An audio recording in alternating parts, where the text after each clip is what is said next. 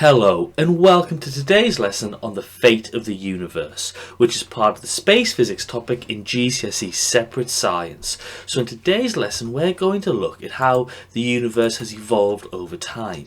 So if we've been successful and learnt in today's lesson, we should be able to understand the Big Bang Theory, understand how the impact of dark energy and dark matter have had on our understanding of the universe, and describe how the universe might change in the future, which links into the following part of the Separate Science, a topic of space physics in 4.8.2 redshift.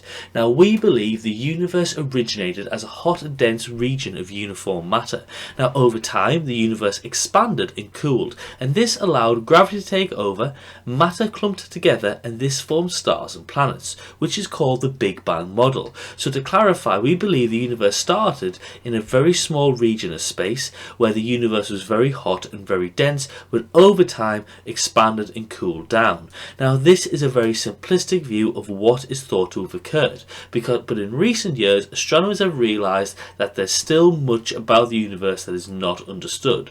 Now whenever there is new evidence, they have to either make a new theory or change a current one to explain those observations, and there are lots of new theories regarding the universe involving its evolution over time. Now these theories get tested over time and are either accepted or rejected.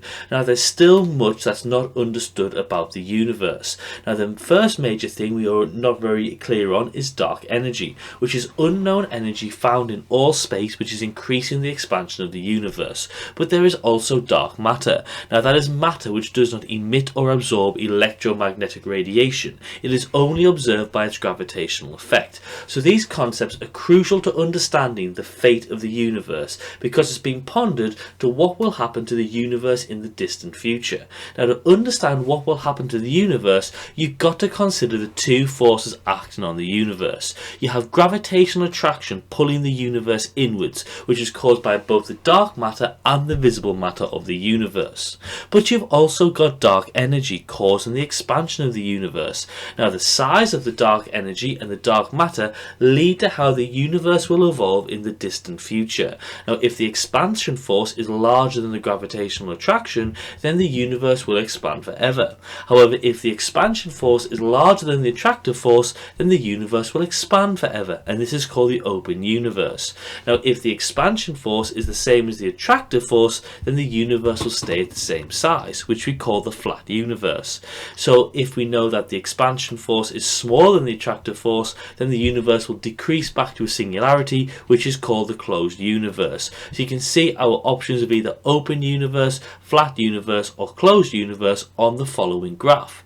Now for a long time astronomers did not know what model the universe will take. However, this changed when we observed distant standard candles in our universe. So the observations of distant supernovae in 1998 indicated the expansion of the universe is increasing, implying an open universe. So here's an image of a type 1a supernova. Now the observations of these supernova indicated the universe was having an increasing rate of expansion. Now we can consider this in the following graph. Now previously we've looked at the recession velocity against the distance when we considered Hubble's law. Now Hubble's law states that the recession velocity is directly proportional to the distance from the Earth. Now this implies the expansion of the universe is constant as the line of best fit is straight. Now we can extrapolate this trend for more distant objects. So we then in 1998 measured the most distant type of object, type 1a supernova. Now if the Hubble's law was obeyed, then we should find these observations go on the trend line as shown here.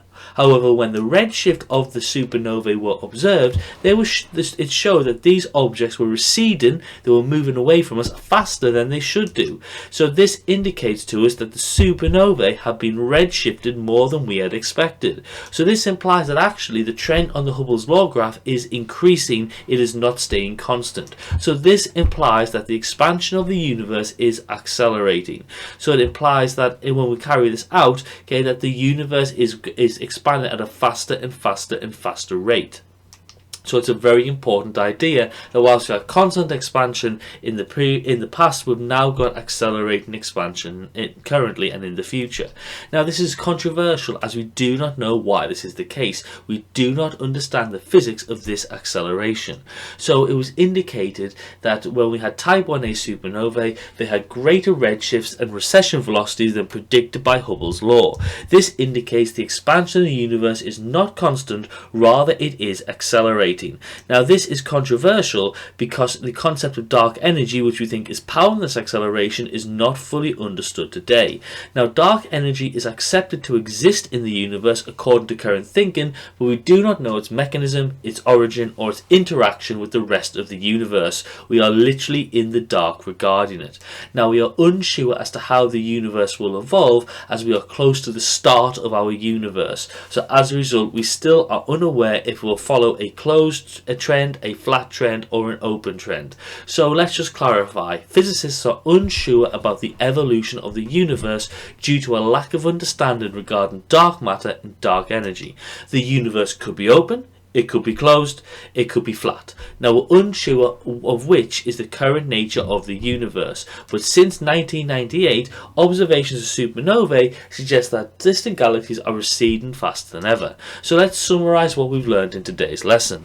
Since 1998, observations of supernovae suggest that distant galaxies are receding faster than ever. Now you should be able to explain how redshift firstly proves evidence of the Big Bang model, how scientists are able to use observations to arrive at theories such as the Big Bang theory, and that there is still much about the universe that's not understood, for example dark mass and dark energy.